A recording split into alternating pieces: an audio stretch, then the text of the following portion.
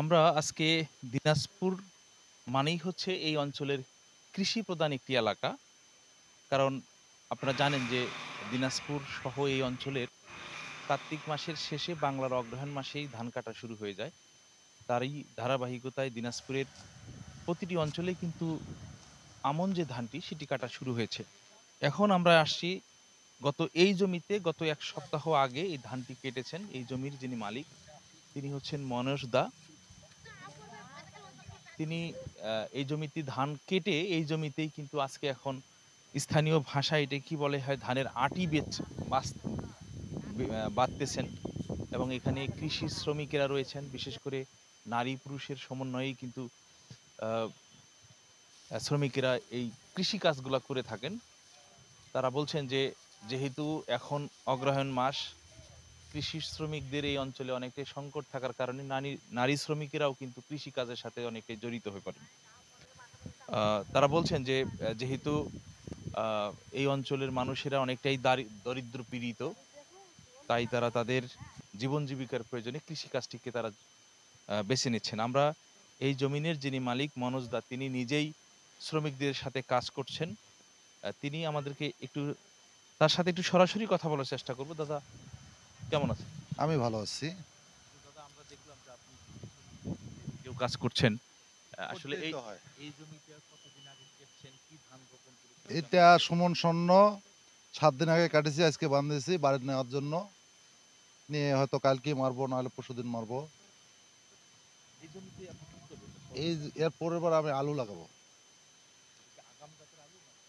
না, এটা মনে কর আলুটা হচ্ছে স্টারিস, লাল আলুটা এই। এই যে এবার রোপণ করলেন, কেমন খরচ হয়েছে? খরচ মোটামুটি ভালো হয়েছে। এবারে এই ধানটা পোষাবে না, কারণ হলো এটা একটু ডাঙ্গা জমি, বর্ষার কারণে একটু ধানের ফলনটা কম হয়েছে। সার, বীজ বা অন্যান্য সার বীজ তো যেটা লাগে লাগিয়েছেই, ওইটা তো একটুকুও কম লাগে নাই।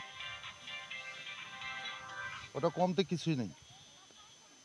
আশা করছেন এই জমি এবার আপনার লাভ না হবে? লাভ হবে না এবার এই জমিতে। না, ডাঙা জমি মানে পানির সংগ্রহ কম ছিল। মেশিন দিয়ে পানি দেওয়া হয়েছিল। এইজন্য একটু লাভটা কম হবে। আমরা এই জমিনের যিনি মালিক তিনি বললেন যে মনোজ দা তিনি বললেন যে এই জমিতে যথাসময়ে তিনি ধানটি রোপণ করেছেন। যথাসময়ে তিনি সার বা অন্যান্য বীজের যে বিষয়টি সেটি কিন্তু সরবরাহ করেছেন। তবে তারপরেও এই জমিটি একটু অন্যান্য জমির তুলনায় উঁচু হওয়ার কারণে আ বা এবার আ বেশ কিছু সময়ে বৃষ্টির পানি যেহেতু আমন ধানটি বৃষ্টির পানিতে হয়ে থাকে সেই ধানটি এবার তিনি বলছেন যে তেমন লাভ হবে না। এমনটি প্রত্যাশা করছেন। তবে তারপরেও যেহেতু এই অঞ্চলে এই ধানটি শেষ হওয়ার পরেই তিনি আবার চাষ করবেন। চাষের পরে তিনি আলু রোপণ করবেন বলে আমাদেরকে জানিয়েছেন। আমরা এখানে দেখতেই পাচ্ছেন যে যারা নারী পুরুষ শ্রমিকেরা রয়েছেন তারা কিন্তু এই ধান আমরা দেখেছি কিছুক্ষণ আগেই তারা ধান কেটেছেন। এখন এই জমিতে এসে তারা কিন্তু আ ধানের যে আঁঠি বাঁধছেন। কিছুক্ষণ পরে আঁটি বাঁধা শেষ হয়ে গেলে তারা কিন্তু বাড়িতে নিয়ে যাবেন। এমন আমরা শুনেছি। আমরা একজন কৃষি শ্রমিকের সাথে কথা বলব। দাদা কেমন আছেন?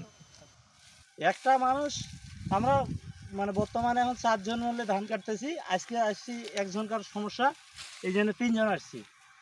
একটা মানুষ হাইয়েস্ট ৫ কাঠা মাটি ধান কাটতে পারে।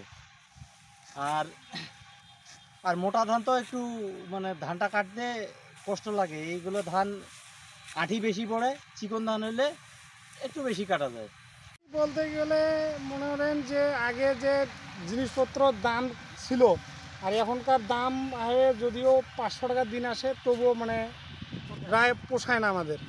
যদি এখনকার বাজার মূল্য হিসেবে যদি ৭০০ টাকা ৮০০ টাকার দিন পড়তো, তাহলে একটু হলেও আমার মানে সংসার চালাতে একটু আয় হয়। এই বাজারে সংসার চালাতে আমাদের খুব হিমশিম খাই আমরা। মানে যে বাজার মূল্য দাম বেশি, সেই তুলনায় অনেক আয়, কিন্তু মোটা ধান কাটতে গেলে এখন ৪ হতে ৫ কাঠা মাটি কাটতে পারি, আর চিকন কাটলে একটু বেশি। এটাই, তাছাড়া আর অন্য কিছু না। কিছুক্ষণ পরে এই ধানগুলো সবাই মিলে রাস্তার পাশেই যেহেতু জমিটি, এখানে রাস্তার পাশে অনেকে কিন্তু ভ্যান দিয়ে বা অনেকে কিন্তু ঘাড়ে করে বোঝাই করে এই ধানগুলো বাসায় নিয়ে যাবেন। সুলতান মাহমুদ, দীপ্ত টেলিভিশন, দিনাজপুর।